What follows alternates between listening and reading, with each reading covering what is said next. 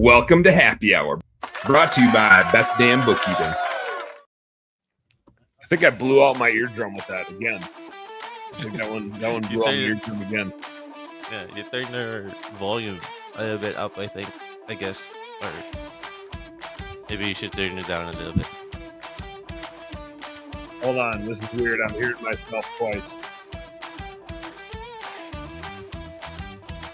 Oh, that was really weird. I was, dang it. Hold on a sec. I had us live on Insta, but then I was hearing myself. Oh, live on Insta. That was the worst. Oh, yeah. Like, it's the worst when you're live on another thing. And then you open up the volume to the thing. I don't know. Usually it doesn't. Usually I don't hear us twice.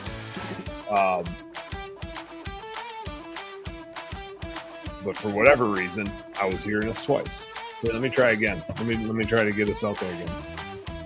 Just for funsies. Whatever.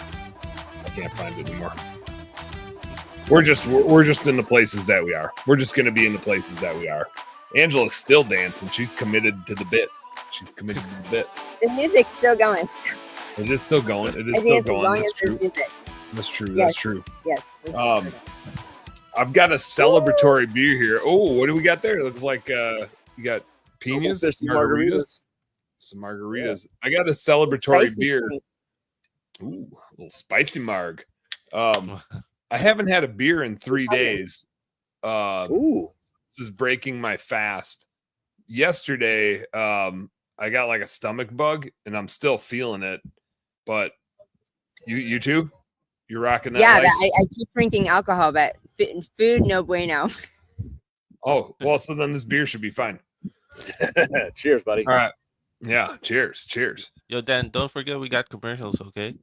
Oh yeah, we got to do commercials. Well, you gotta, as the producer, man, you gotta jump in hold and us yell accountable, and remind me. You gotta Yeah. remind me that we gotta play some commercials every once in a while. I got you. But we are officially streaming back on my Facebook page. We're back. We got it. We're a human again. Back on Facebook page, and are we back on Turfs Up Radio? Yeah, both of them. Both. All the things are back. We're back to Yes, everywhere. all the things are back. We're back to all the places. And it was a weird journey. So you got your original, is your original Facebook page back? I got the original Facebook page back, and I even went so far as to unblock you, JC, because you were definitely blocked by my hackers. There were a lot of people that were blocked, so I was unfriended. Yeah, but we're not friends. We're not friends. We were unfriended. If you get blocked, you get unfriended. So. Oh, there's a lot of people that I'm not friends with. Yeah, we should be friends. You want to be friends? Can we? Just request it. Let me know if you want to do that. Hildy's in the comments. Yeah. What's up, Hildy? What's up, Hildy? Happy birthday, Hildy. It's Hildy's birthday. Oh, really? Happy birthday, Hildy. Yeah.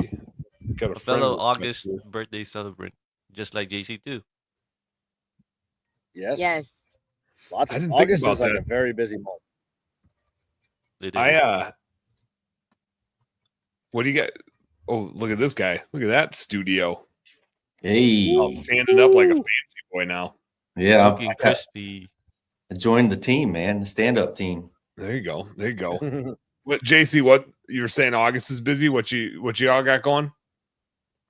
Oh, it's a birthday month. It's birthday month. Hildy just commented, and it's her birthday today. Oh, I heard you guys talking, but I was so concerned with adding JC as a friend on Facebook that I was actually ignoring it, and I was just nodding my head, but I didn't actually hear anything anybody said. I didn't think about that though. Like the hackers blocked a bunch of people. I used to have 5,000 friends, and now I'm at like 4,500, either from people like leaving, like unfriending me because I was Crypto Dan and not. Which I don't know. That Dan seems pretty cool, but apparently, like my friend group didn't like Crypto Dan. So we just need to share your profile and share your back.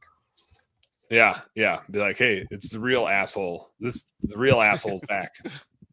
But it's cool to be back. It's good to be back. I've already wasted at least 2 hours scrolling. I saw. That's right. We woke up in the morning and I looked at my phone and I go, "Oh, Dan has been busy in the Facebook hole liking our stuff."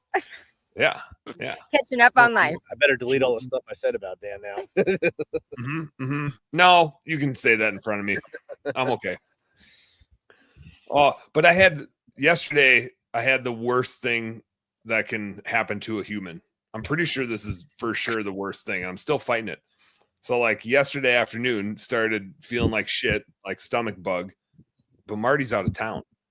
And when you got a parent, 3 little kids when you have a stomach bug, and Crosby got in trouble at school. So I was also trying to like discipline him, but it's really hard to like discipline a child when you can hardly like stop from shitting your pants. So like, man, that's when you should have got like the old cans and strings and like, all right, kid, you hold this. I'm gonna go to the bathroom and I'm gonna yell at you at the bathroom. Yeah, and then we like fun time. I don't know. Yeah, I don't think Crosby would have got the memo then. Like he would have just thought we were playing and having fun. He would have just thought we were making fart noises the whole time. He probably would have reciprocated.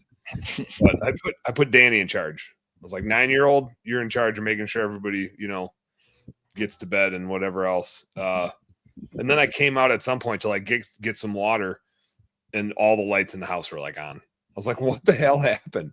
Like, it's like instead of turning lights off, you might as well have gone around turning them on. I don't know how.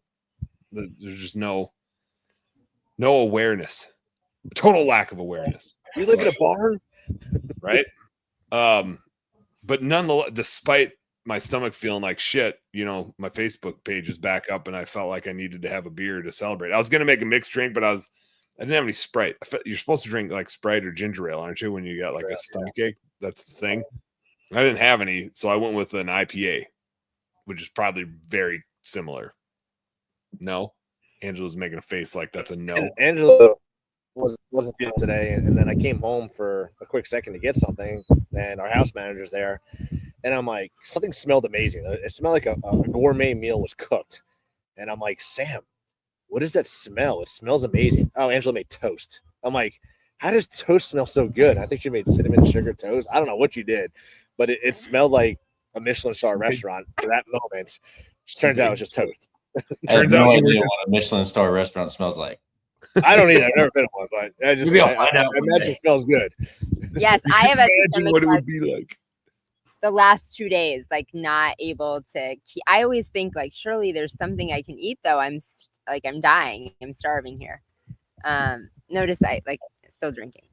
Sean, yes. You gotta get your calories somewhere. We have Sean back. Sean Day is in the house. You want the bad news, JC, Angela, Dan? Yeah. I haven't had alcohol in 18 days. Good for you, buddy.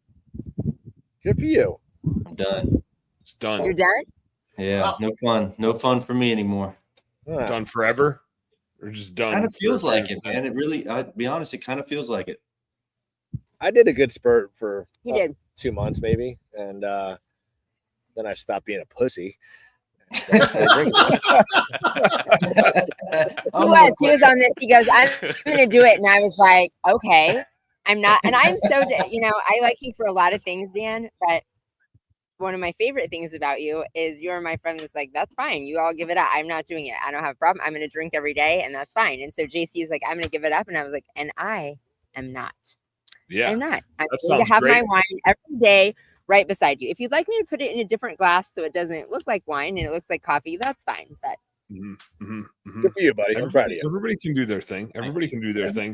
And Trevor, I drink enough vodka to kill half of Russia in my years of drinking, so I haven't had a drink in about 4 years. There you go. I can attest to that. But yours was health related. Trevor's just being a pussy, like JC said. Yeah. You know what it was, Dan? It was the conversations we were having in Raleigh that really, shook stuff up. Shook you up a little bit. So it's all on the sleeve, man. No, I'm right there with you though, because I took 3 days off. So I'm like right there with you. You're a recovering alcoholic. Trevor, I'm just like, good for you, Trevor. You've made a decision for your life, and good for you. What was what's the motivation? What's your being your better self motivation? It just kind of struck me that it's not helping me attain any of my goals. It definitely gets in the way. It's not like there was any dramatic event. It just kind of, I don't know, doesn't align anymore. You know? I feel you. I was there. Yeah, it You should, loses. It loses, especially if it. I always have this thought in the back of my mind: is it a dependency, or is it like, does it serve a purpose? For me, like, the detriment is health, right? Like, if I am drinking too much, it's a health thing. But I don't think it stops me from achieving anything I want to achieve. But I do, like, in the back of my mind, I'm like, or does it?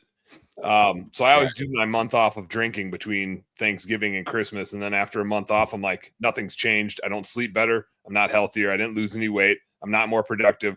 Nothing in my life got better. Give me some beers. Let's go. It's time to go ice fishing. But it is good. I think that's a healthy reset. And that time of year just happens to work for me based on the shit that I do. You probably need it after Thanksgiving. Well, it's just the perfect, like, it's right when our rifle season kind of wraps up for deer hunting. And then, like, that gap between then and when ice fishing really kicks off.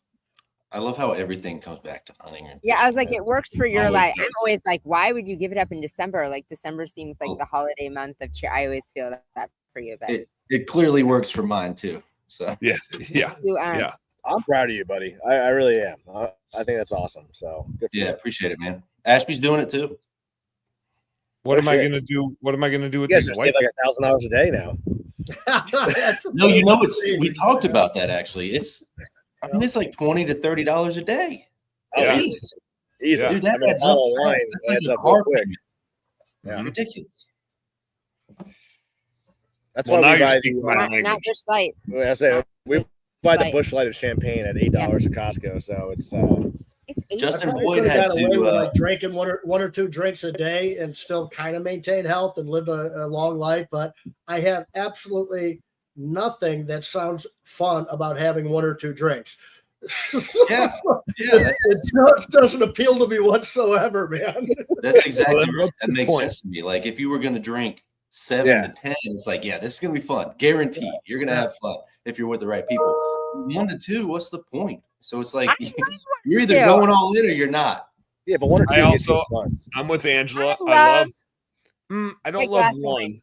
Like, I'm a 2 Is to 3. love the word we want to go with? We No, love it. love's not right. I enjoy 2 to 3. You Very guys good. said love. You guys used the word love. I was just speaking your language. I thought it was your I love did. language. We're at AA right now, guys. How did this happen?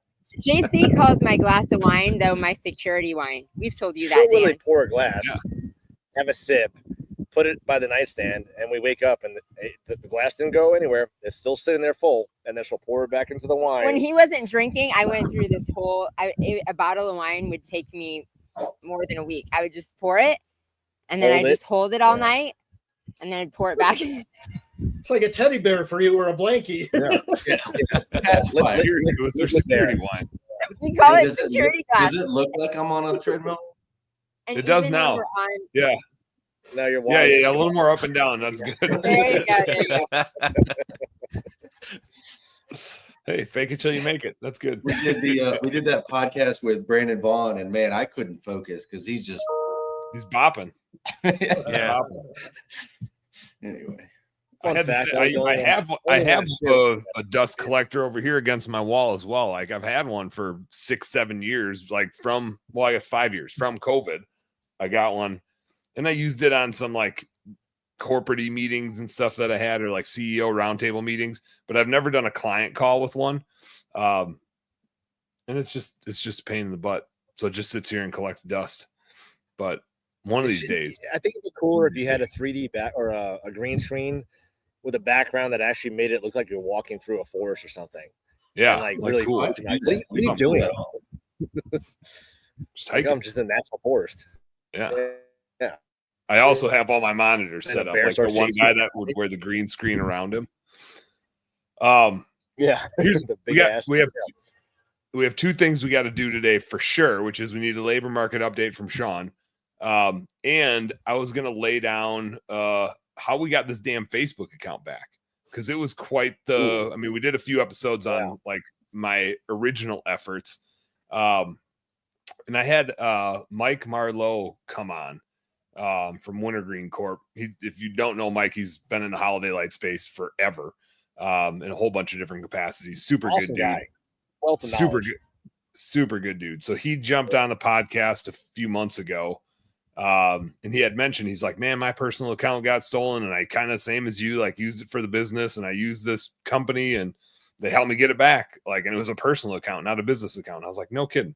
So I followed up with him a month or two later, and I was like, Mike, who was that company? And so he sent it to me. It was hacked.com is the name of it. Hacked, like HACKED. And I was like, that's kind of a poor name. Like, it sounds like more like what the hacker would use. But hacked.com. And so I went in, they did like an assessment call with me, and I had already gone through quite a few steps with Jai's sister-in-law, right? It's your sister-in-law, Jai? Yeah. That works for Michael at Click Call Sell. And so she tried to get it back through her channels, but we kind of hit dead ends. But we had like letters created and all the emails and all the notices and whatever, like when the hacking started to happen. So I kind of already had all the stuff rounded up.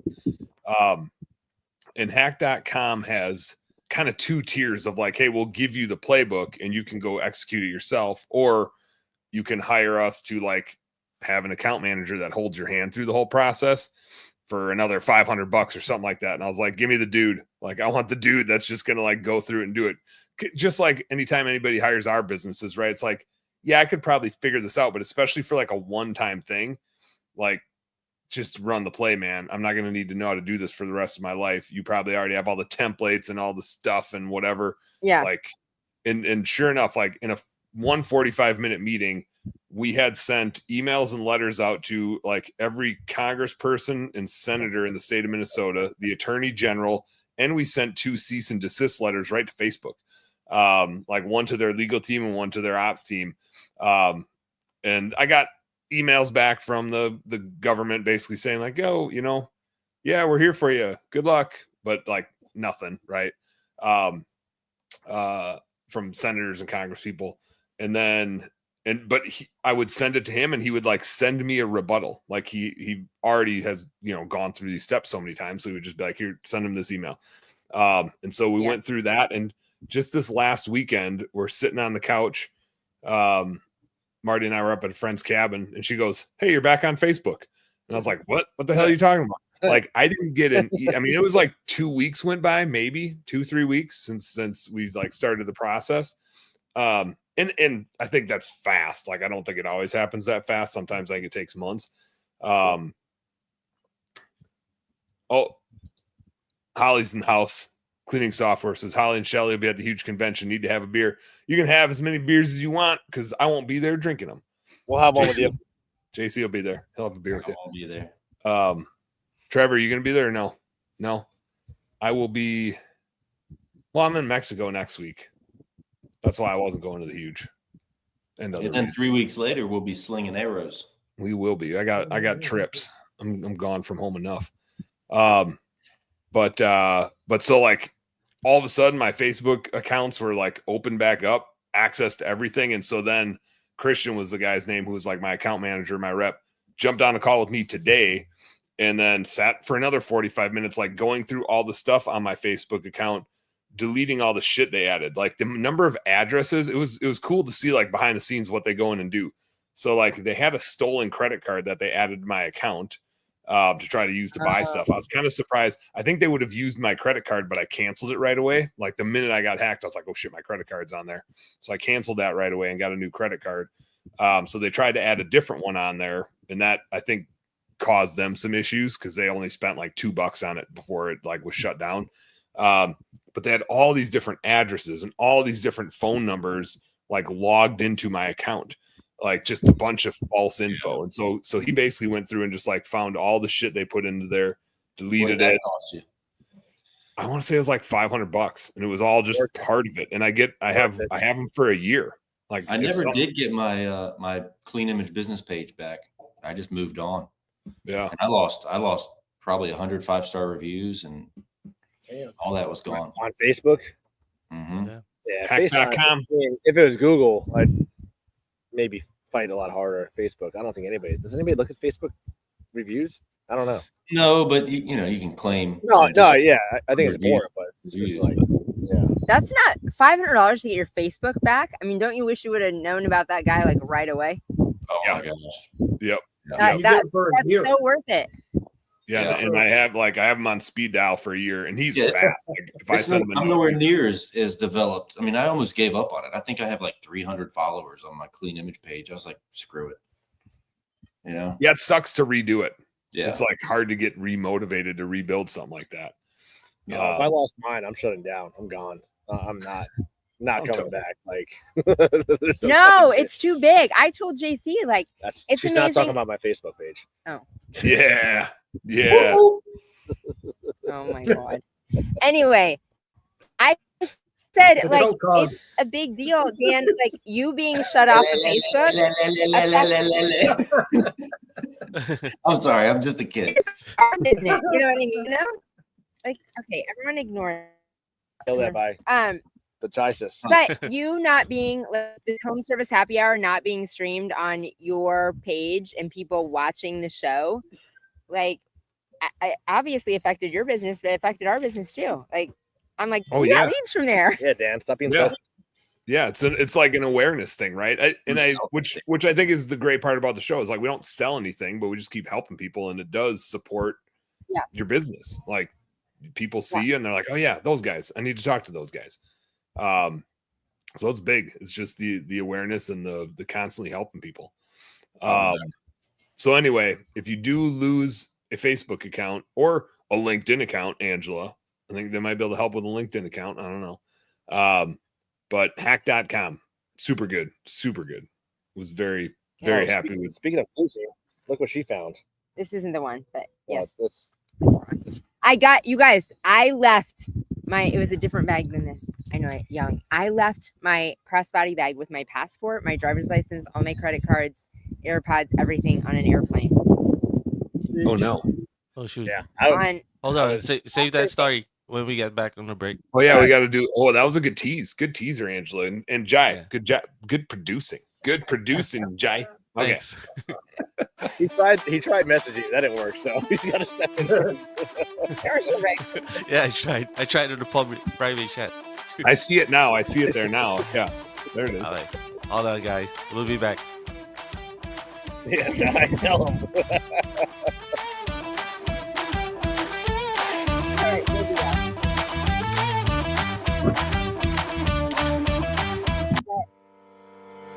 Attention green industry pros. It's almost time for the biggest event in the Carolinas, Green and Growing 2026. Turfs Up Radio will be there broadcasting live, bringing you interviews, product launches, and expert insight. Want to grow your business? Then don't miss this one. January 2026. Register now at greenandgrowing.com. Tune in and turn up on Turfs Up Radio. Turfs Up Radio, your industry, your station. Looking to grow your business from the ground up? Join us at the 2025 Nursery Landscape Expo, the premier event for green industry professionals. It's all happening August 14th through 16th in San Antonio, Texas, where the industry comes together to connect, learn, and do business. Explore innovative products, discover new plants and materials, and gain expert insights that will keep you a step ahead. From hands-on demos to cutting-edge education, the expo is where ideas bloom and partnerships thrive. Don't miss out. Register now at nurserylandscapeexpo.org and tell them you heard it on Turfs Up Radio. Turfs Up Radio, your industry, your station.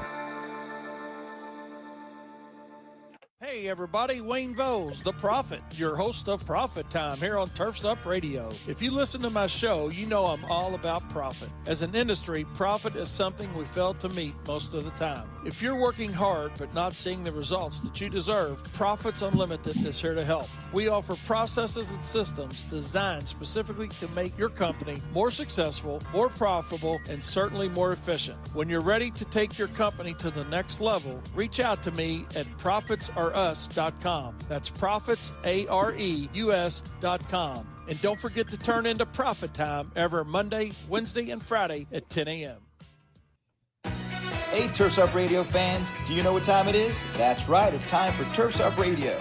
Now you can catch us streaming live 24/7 with pro talk, pro tips, and pro interviews. Simply visit turfsupradio.com.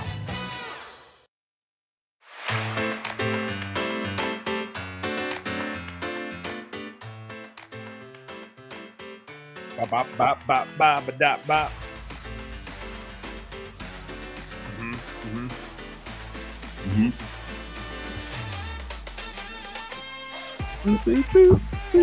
Oh, now, okay, so Angela's back. Now she's dancing. That's good. What you got there? Oh, yeah, I just like that. I was just on your thing, and I liked it. Good one. I got to see the other side. I got to see the other side. What are we talking about? Angela, you had a thing. You teased us up. So, you teased us up with the story. I made a terrible decision to start with. I kept telling JC I booked myself on a red-eye flight because that was really my only option coming back from Salt Lake, and I was flying without him, and I don't do well without sleep. Oh yeah, you didn't have your Minister of Foreign Affairs I to did not have my your travel someone situations. being my treating me like a travel princess. And Delta is the only one that does this. They make you take off your crossbody bag sometimes. And so right before we landed, I had it on through takeoff, but right before we landed, they they bug you. Woke me up and said I had to take it off. So I took it off. I put it in the seat. And when I got off the plane, do you know why? Like, what's the, why? Delta. No cross. I mean, for example, you guys, on flights that you fly across the Atlantic, they don't even make you put your carry-on bag under the seat. It just sits right by you. Anyway, but weird. Left it on a plane and left it on the plane. I realized it as soon as I woke up and was walking across on the jet bridge, and I was like, oh my God, I don't have my crossbody bag. They wouldn't let me get back on the airplane. Obviously, that's a law. But I just was like, can you go look? Seat 21D. No one would look. They're like, nope, go to the gate agent. Went to the gate agent, stood there forever. And they're like, nope, went back on the plane. It's not there. And I'm like, yes, it is there. It's in my seat. Go look. Nope, you're going to have to just go figure it out with Delta Lost and Found. I was like, oh my God. So got on my plane, got home. I'm like, my passport, my ID, yeah, my life is in that thing. My life is in that bag. And I also have a terrible situation. Facebook account is probably in there. I've moved across states and I don't have a driver's license in the state I'm in. I have a different address. I got married and have a different name. It's a disaster. I can't get any of these. You don't even know who you are anymore. I can't get any of these. That's a full body cavity search going on now. I'm telling you that right now. So I'm on chat, you guys. The story's on Facebook. Man. I talked to 77 different people at Delta. My AirPods were in it, so I knew exactly where it was all the time. I'm like, I can ping it. I know where it's at. Yeah, that's funny. That's something that'll get there. Yeah. It is amazing how many. Actually, I don't think that actually happened. They just have such an automated process that once it was scanned in, it doesn't get cataloged for 5 days. And once it gets cataloged, you have to pay $70 and they ship it to you. But whatever, I got it. But you guys, pilots reached out to me. I don't even know people that we follow. Pilots, people that knew somebody in maintenance. Like, I talked to 20 different people that were pilots or maintenance or whatever at the Atlanta airport that were just friends of ours on Facebook that reached out to help. So, funny. Can we talk about what's going on behind you? What are you doing? Where are you? We're at a golf course beer garden right by your house. Oh, okay. That makes sense. There's a prompter behind you. That's why Trevor showed. Yeah. Someone TV. showing. Yeah. Okay. It's a TV. It's like you're in your outdoor studio or something. Trevor, I know this is showing something. unfamiliar. This is gonna be really unfamiliar for you since you don't drink, but they're at a bar. Yeah. I've heard of this. It's a public place. That's where you go to ruin your life and play skee ball tournaments sometimes. Yeah. You know what account I wish would get hacked is my Alignable account. Yeah, Alignable. I wish that would get hacked and go away real quick, man. Yeah, just get a lot of notifications and nothing else. That's all you get. Is it bad that I don't know what that is? No, but it is kind of funny that you don't know what it is. Maybe I'll add you on my Alignable. But the only way I know how to get into it is when I get a notification in my email that something on mine. That's the only. Then I click it and then I'm in. Otherwise, I don't know how to log into it. But it's like a poor man's LinkedIn for businesses. And like networking, I don't know anybody that actually uses it. I don't think I've ever got a referral. I have a lot of recommendations. Got a lot of good 5-star reviews or whatever. I think there's recommendations out there. Oh, really? But I don't think I've ever got a client from any of those or anything. I don't know of anybody that has cracked the nut of Alignable. I don't think so. They reached out to me They must have seen that I had enough recommendations or something that they were like, "Oh, this guy must be good," and so they tried to sell me some marketing stuff, and I was like, "Send me some data." Yeah, And then Yelp does that when they get haven't warm. reached out to me since then. Ooh, something just booped at me. Oh, we're not live on Insta anymore. It didn't like it. Didn't like me messing around on there. Let's do let's transition to a little labor market action because we're hitting that. I think this is timely here because we're also hitting. Yes. Sean, we do this every year, like early August. We tell everybody that you need to start recruiting now, and then everybody waits until September, and then bitches all fall long that they don't have the right people, and their holiday lights, especially. Like if you have a seasonal business and you get a big push in the fall, everybody I know gets limited by their capacity. Right. Like they never have enough workers, and it's a hard time to recruit already. Like it already is generally a hard time to recruit. Sorry, I'm stealing your thunder. Why don't you you're right. It's summer's kind of tough. A lot of times you got college students, high school students that are in the labor market in the summer too. So when they're taking up jobs, that's hard. But we're actually very recently getting some data and hearing it from clients, and I obviously talk to other recruiters and so on and so forth. Especially blue collar stuff. It's a tremendously difficult market in most parts of the country right now. And there's a few reasons and a few things going on with that. We've got clients that are still executing on hiring needs and stuff, but there's some difficult things and some sort of landmines out there. One of the things and some boring data stuff, but you'll like it. You're the numbers guy. Oh, I like me some data stuff. Yeah. Here we go. So they, everybody looks at in my world the unemployment rate and what's going on and with that stuff. But there's something called the labor force participation rate too, and that's sort of a way that they measure how many people in the country are actually working or trying to work. So like the unemployment rate doesn't know who's, trying to get a job necessarily or who's actually looking for a job. Because if I've got a job, I'm not part of the unemployment rate. But if I'm actively looking for a job, that's part of the labor force participation rate. And I think it's like 16 years and older is sort of what's in there. And they use the Census Bureau to get the information. So you're either working a job actively or you're looking for one. That's what it's all about. Well, that labor force participation rate very recently dropped to like COVID levels, which obviously COVID levels were through the roof. But if you took the world of COVID out for those several years there, it's like decades low on what happened. So that there was like, I think it was like 320 or 325,000 people dropped out of the labor force literally recently. Another 200 and some thousand people want a job but haven't looked in the past. Yeah, so like they drop out and it's they remove themselves from the labor force because they don't start looking for another job. So they're not out there for us to hire anyway. They're not seeing your ad because they're not looking for anything. Right. Yeah. So that's like recent numbers. If you can pile it up over the actual number, because those are like monthly numbers, it's just under 2 million people are part of the labor force participation rate that are not working and not looking for a job. This doesn't include just some people with disabilities, stay-at-home parents, or anyone that's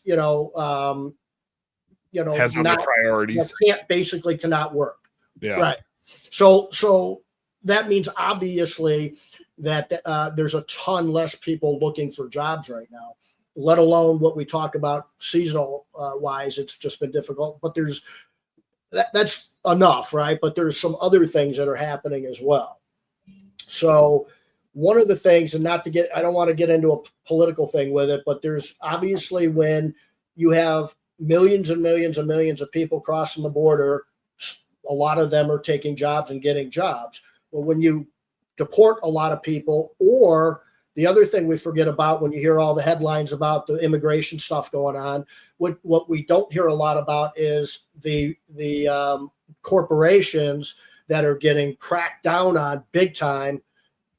Large corporations and small businesses are really getting cracked down if you're even thinking about hiring illegal immigrants. And then it's kind of like do we really want to get involved in that whole situation? So they're looking more for what I don't know what to call it, somebody that is out there that is a U.S. resident, no ifs, ands, or buts, no problems with immigration and so on. That's never been the case for a lot the of supply years. and demand graph changes a lot when all of a sudden hundreds of thousands of people are like, nope, I'm out. Hundreds of thousands of people. So that's like the second main thing that's going on, and that's a big deal. The other thing that's going on is that manufacturing is definitely coming back. I mean, through the roof here in the United States. You got Walmart, you got Amazon, you've got all kinds of other companies. Siemens invested like $285 million, I saw, to start building some stuff. Amazon's building, I don't know how big this warehouse is. I think it's in Connecticut. It's in that part of the country, New England somewhere. That alone is over 1,000 employees. Forget about the construction people that are going to build the building. Forget about who supplies the construction people that are going, and that's happening all over the country. So there's a lot of investment coming over here that hasn't happened yet, but there is a lot of manufacturing jobs and stuff that's going on right now. They're starting to hire for that sort of thing too. So the factories in the middle of being built or expanded, they are looking to hire those people right now. And so we're up against, there's GE Aerospace. I mean, those are huge companies. Johnson & Johnson, Amazon, those are huge companies that we're battling against, and they're basically in our labor force. So supply and demand is absolutely crazy right now, which always means you're going to have to pay more to find good employees. Yeah, and we've talked about that a lot on this show, but I always like to reiterate, like when you're doing marketing, you're competing with people that do the same stuff as you. When you're recruiting, you're competing with everybody, right? Like you're competing with all the manufacturing jobs and all the food service jobs. Like your competitors on the recruiting side to go get the best employees in the world, they're savvy, right? And they have big bank accounts. Right. Like the way you need to differentiate is that you are a small business owner and you have a different culture and a different environment than I'm going to go work at Amazon. But like, don't fool yourself into thinking that you're in the labor market, you're competing with other people that do pressure washing or other people that do holiday lights. Like you're competing with everybody in the labor market. It's a whole bigger game to play. Yeah. Especially when we're business can't do shit without it.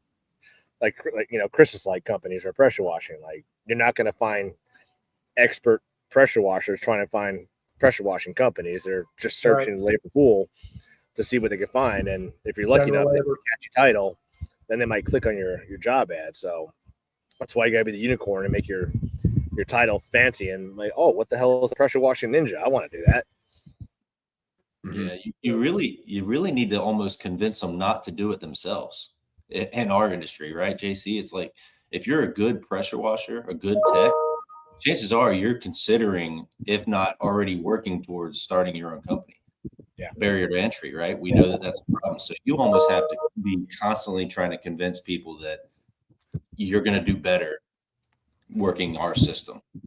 So, yeah, there is an advantage that we have as small business owners, and that's that we're small business owners. Not a lot of people that are blue collar technicians love the word corporation, right? And love corporate this and corporate that. They're blue collar, beer drinking, hunting, fishing type of people, men and women that just like to do hard work outside and clean stuff inside and install things and repair things. That's not like a corporate thing. That's not a corporate culture. So there's a big advantage to really sell that small business, maybe a little bit more flexible. You're not just a number, all that sort of thing. Yeah.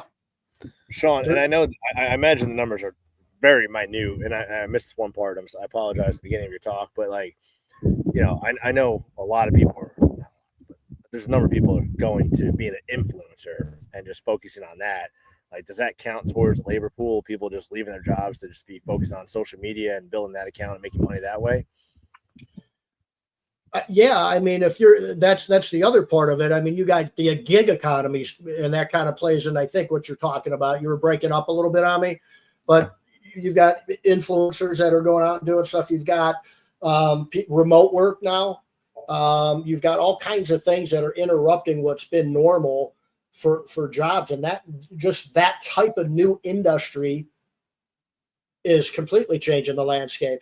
I mean, look at you. All you have to do is hang out on Facebook for 15 minutes, and you're going to find out you can be a guest on this. You can be this. You can start your own YouTube stuff. Now you're going to be an AI specialist. There's all kinds of things that you can do outside of picking up ladders and getting up on roofs and that type of thing. The other thing that is happening right now too is the other reason that there's a lot of really, really good employees not looking for work is because blue collar wages have gone up dramatically.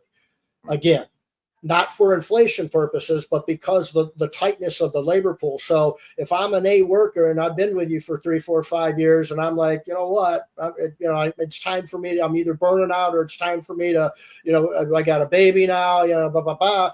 I want more money. The boss man's saying, you know what, you ain't going nowhere. Here's an extra whatever. This is what I got to do to keep you. It's gone up something. I think it's like 1.7% in a month. That is not happened literally since man was on the moon. For 60 years, that has not happened in the blue collar world. That happened I think in June or July. Yeah, I see that. And Sean, I'm curious if you run into that, because I know from a decade of helping people hire people, it used to be you'd have convos and people would be like, yeah, I want recruiting help. And you'd be like, how much you pay? And they'd be like, $10 an hour. You'd be like, okay, well, like maybe you should maybe try like doubling how much you pay people, and then you might be able to recruit some people. Are you still running into that as much where you talk to somebody and you're like, yeah, I don't know how to help you recruit people because you don't know how to run a business? Yeah. If somebody was paying somebody $12 an hour, you wouldn't be a client of mine because I can't help you. I mean, it's pretty simple. But I think there's still this I get really down and think about drinking with Trevor when these things happen. When somebody tells me I just fucking spent $200 and I've only got 50 applicants coming in and I might get 1 or 2 hires out of that. And I need 10 guys. Okay, well, if it costs you $200 to find an employee, multiply that by 10, and that might be an idea of budgeting for what the fuck you're going to need to hire 10 people. That is a nightmare scenario for people to consider, a couple $1,000s to hire a team that's going to go produce $1 million worth of revenue for you. And I still, I've been doing it so long, I got to take a deep breath and keep saying what I keep saying. And it's frustrating, but I get it. If you're not used to something, but it's still a stigma. I did something pretty interesting with ChatGPT last week that, I'm getting frustrated too. I build my metrics and my KPIs around the bottom, right? You want to reverse engineer it. You want to see where you land at the bottom.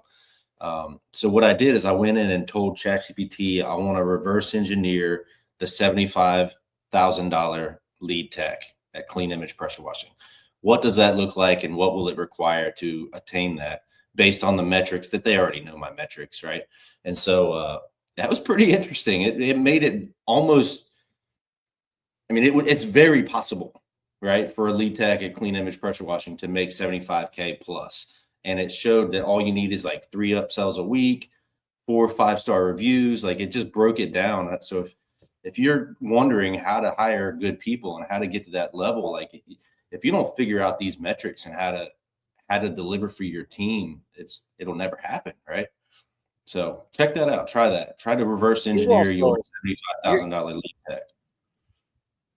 You've got it right, Trevor, the way you do things. You're not just paying them hourly. Like, you give them incentives to do things better, and like they can control their pay raise every single day. Like, they can just choose to do the job, or they can choose to go above and beyond and do the review, get the upsell, and give them that raise every single day. So that's, you have a great thing going for you. Most guys, and I'll call myself out, for years, it's just been hourly. Like, this is what you're going to make, and this is all I'm going to give you. I'm too dumb to figure out how to make this better for you until recently. And now that I've changed it for the washing, I'm really trying down the Christmas light side of things before I even talk about it. But instantly he went from $2,200 a day to an average of $3,000 a day, like overnight. Easy. Yeah, overnight. And so many $4,000 days. Like, it's insane. The funny thing I've figured out though is that I mean, you're going to find frustration trying to coach your team. Like, look, guys, where are the pictures? Where are the 5-star review requests? Why are we not doing this? Why are we not doing that? You're only hurting yourself. You beat yourself to death trying to have that conversation on a daily basis, and your team just doesn't respond to it. But the minute you show them, like, okay, this is the potential, these are the missed opportunities, and this is what your check should look like, but this is what your check is. There's just a different level of they see it.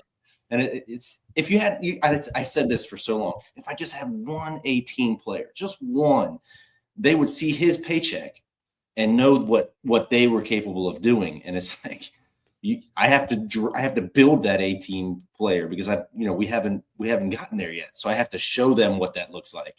Yeah, the first one's we hard. did that, Dan, when we had some maid services that we had. And especially in St. Louis, we're paid hourly when we moved them over to commission. And I know I did it with my Cleveland office. Was I had whatever the top production people were. We're like, we're going to start with these two, and I mean their pay went up dramatically, like by 40% or something crazy, 30-40%. And to your point, Trevor, frustrating, right? You don't have to say anything. Here's what you would have been paid.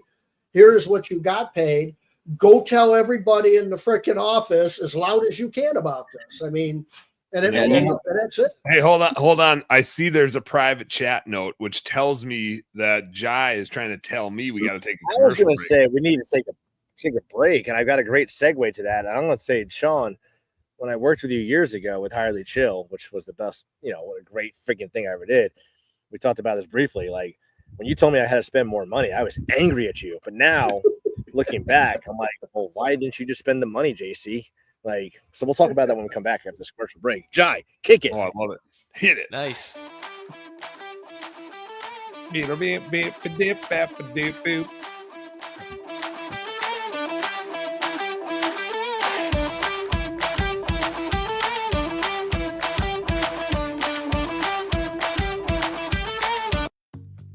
Lawn and Landscape Pros, are you ready to run your business instead of it running you? Then it's time to join the Profit Circle. Led by Wayne the Profit Voles, this business coaching group helps you grow and profit by mastering the real stuff. Selling, marketing, advertising, cost calculation, bidding, contracts, customer and employee relationships, scaling your business, and more. If you're ready to become more profitable and more successful, joining is easy. Just head to profitsrs.com. That's profitsareus.com and click the Join the Profit Circle button right on the homepage. Because remember, profit is not a dirty word. Attention all nursery and landscape professionals. Mark your calendars. The 2025 Landscape Show is coming to Orlando, August 20th through the 22nd, and Turfs Up Radio will be there bringing you live coverage from the trade show floor. This is your chance to grow your knowledge with 28 expert-led educational sessions, earn FNGLA CEUs, and connect with the best minds and brands in the green industry. With over 400 top-tier companies exhibiting across 250,000 square feet, you'll experience the latest products, tools, plants, and tech that can take your business to the next level. The Turfs Up Radio team will be broadcasting interviews, insights, and surprises live from the show. Join us at the Orange County Convention Center in Orlando, August 20th through the 22nd. Register now at thelandscapeshow.org. Mark your calendars. From the East Coast to the West Coast and around the world, no one rocks like Turfs Up Radio. Turfs Up Radio, your industry, your station.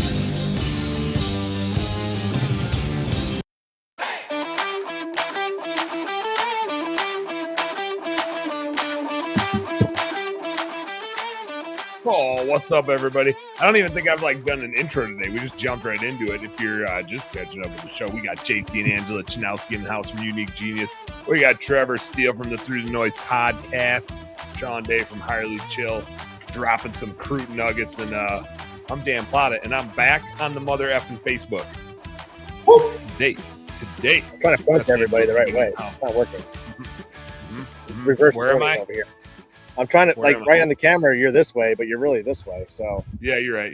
It's always easy. It's always a mess. Give me a dab, Sean. Give me a dab. Oh. See, you went the other way. Here's the thing. So JC transitioned us, reminiscing about when Sean had said, JC, you got to spend some more money. Knew it. And That's a different Hey. yeah, different transition. Knew it. Yeah. That's why I was like, different one. oh. In the Oh, podcast sense, you weirdos. Gosh, you guys can't take I you used to guys be anywhere. Jairus. Used to Sorry. be Jared. Used to be Jared, and then he went to JC or vice versa. Sorry. My bad. But It's JC. It's JAYEC. yeah, JC. God damn. No, but yeah, I mean, going back to it, Sean, I mean, we're using Hire Lead Shield back in the day, and like I remember we paid for the service and we weren't getting leads, and you're like, well, we got to put some money into this, and I'm like, why? I'm paying you to do this, and I was paying for the service to get the ad out there to screen them and do all that stuff, but not realizing like I still need to compete with everybody else out there, and small mindset back then, like, well, no, I'm not doing that. I'm already paying. No, like, in order to be competitive, we have to be competitive and put money into it. And now it's like, well, shoot, $500, $1,000, because people don't realize the cost of a good hire and the cost of a bad hire. If you're going to hire two bad people, how many thousands of dollars you just wasted, if not tens of thousands of dollars in time, training. Oh man, the time. Doing all over time again. And the stress, and then you lose good employees because you hire bad employees. It might not be like a financial transaction of how much you lost, but the emotions, the effort, the time, the energy, and then start all over again. I mean, 4 weeks of training, especially in a busy season, how many thousands of dollars are you losing a day, Trevor, by having to get a new technician out there on a truck that's not running by himself? I mean, if he's doing what, $3,000 a day, your techs? It's almost hard to measure. It's so high. It's a number you don't want to think about. It's just something that, as small business owners that are just starting out and haven't scaled or haven't hired or just starting to hire, they just can't put a number on it because they don't know until you look back. You're like, holy shit, like that was a lot of time, energy, and money wasted, like that I can't get back had I spent the money to go find the best candidates, not any candidate. I would have done it twice and paid you 3 times. There's some things too to sort of piggyback on that, JC. I think technology wise, I think some of our colleagues out there, small business owners out there, are behind a little bit on some strategic things you need to do with technology. And I'll give you an example of what I mean. So Indeed, for example, you can just click a button as a job candidate, click quick apply. So all of these people are applying to 10, 15 jobs, right? Mm-hmm. And so, and I'll give you a real life example of what this looks like. So Sean applies to 10 places, 15 places. Then I get 6, 7, 8 interviews set up. Then I see your job ad. And I set up an interview for, 4 or 5 days down the road with you. Then I get 4 job offers by the time I am even to your interview, and I accept one of them. Yeah. And then I don't show up to your interview. And too many small business owners go, I don't want anything to do with that guy. That guy didn't show up, didn't call. Number one, when I was 25 or 28 years old, I'm not calling 15 companies to let them know I'm not coming to the interview. But I'll tell you what, you would have wanted to hire my ass because nobody outworks me. Okay. Yeah. I'm not calling 15 companies to tell them I'm not showing up. I'm sorry. And frankly, if I can go quick apply, I don't know who the hell I applied to half the time. Oh man, it's hilarious. If you call them hey, I thought you were coming in for an interview. They're like, who's this? Who is this? What company is this? I applied. They don't remember applying to your job. JC said it earlier, you better have a damn good job title because you got to be memorable. Or they're not. You got to follow up with the no-shows because we really, really do that, and we're starting to see. And I can't use the word a lot, but we're seeing a really good trend where those no-shows, when we follow up with a drip campaign, are again a real life example. I've heard this from candidates. I was promised $1,000 a week or whatever, $3,000 a week. And I'm getting paid half of that my first 7 paychecks. I'd tell my son or daughter to go find another job if that happened. So it's just a timing issue sometimes. But we send out, or you should be sending out things like on the subject line to these no-shows.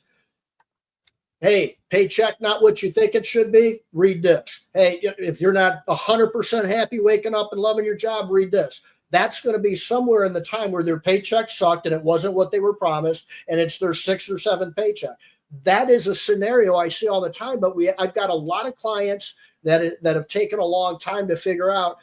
They're not bad people, man. Just because they didn't show up, don't take it personal. Put the ego on the shelf. Chase those. That person is no different than a prospective client that said, "Hey, JC, I need some numbers on this. Can you give me a call?" And then they ghost you. Do you say they're a horrible person? I never want to talk to them. No, you follow up with them, and eventually they're going to be a client of yours. Pure gold, man. Pure gold. I was going to say exactly that. Like, why do we treat customers better than future employees? When the employees long term, they're going to make you hundreds of thousands of dollars lifetime value of them being there. Yet we want to spend as little as possible to recruit them. We want to give them as little attention as possible and blow them off as fast as possible to go to the next. So yeah, I think that's a very important value or understanding for business owners to recognize. Like, you spend all this money on Google ads, Facebook ads, and everything else to represent your brand, to get the phone to lead for clients. Why are you not doing the same to attract great people to work for you? Your business is only as good as your worst employee. That's right. That's it. That's it. I want to bring this full circle while we wrap it up here.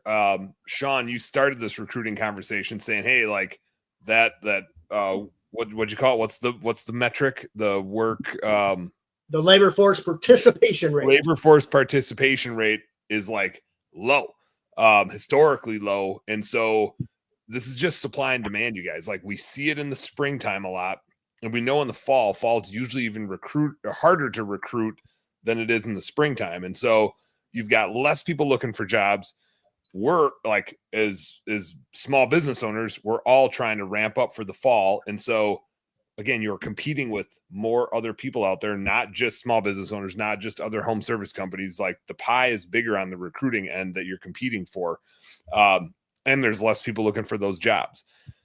It so often happens, and we've talked about it on the show, and I'm going to hit on it again. I mentioned it earlier, but I never talk to anybody that's like, "Oh, I had enough people in the fall to be able to complete every job I ever could have gotten." No, everybody's fall gets constrained by how many dudes they have. Right? Like, we all could have done more work if we would have had more dudes. And it's because it's August 6th right now when we're recording this, and people don't start recruiting right now. They wait until after Labor Day. You got to start recruiting right now. You don't need to hire them right now. Recruiting and hiring are two different things, but you need to start recruiting now, because it's only going to get more expensive as you get closer to September and October, and the candidates are only going to get worse. So you're going to pay more for less. Start now. Make sure you give yourself time to recruit the right type of people so that your ability to produce this fall isn't constrained by a shitty group of employees that you dumpster hired. And especially if you're transparent, say, "Hey, we're not looking to hire till October 1st. Well, some people, that's great, because they're just browsing right now. They're not ready to go to another job. They're at college, they're traveling, they're about to move to the area, whatever it is. But just let them know, like, this is when we're hiring for, but we're recruiting now. Perfect opportunity to start pulling all those applications in, screening the crappy ones. And when you're ready, they're ready, then it's a great alignment.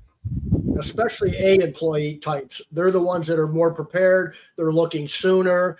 They're thinking about their what they need to do sooner than a C employee would, right? Those A employers are the ones you're talking about, JC, that are looking, sooner than later. They're not, they're planners. Those are the people that are thinking through. They're problem solving. They're doing those things. They're preparing. Those are what other things do you want in employees? Those are perfect traits in the type of employees we want to hire. Yeah, absolutely. Hell yeah. All right, dudes, we got to wrap this son of a gun up. We got Jimmy Tompkins on the show tonight. First time guest. Late night happy. Tell him to call me back. All right, I will. He kind of works on his own time, man. He probably heard you stop drinking. He's like, that guy. Actually, he canceled our dinner last week. Man, did you offend him? I quit drinking. That's right. it. That's it. Well, quit being a pussy, Trevor. We love you. I got White Claws here when you're ready to get back on, but no pressure. Wasn't even really drinking anyway. No pressure. All right, guys. You all know what to do. Work smarter and harder. Go earn yourself some pride. JC, Angela, Trevor, Sean, thank you guys. We'll have Jimmy on in 4 hours tonight.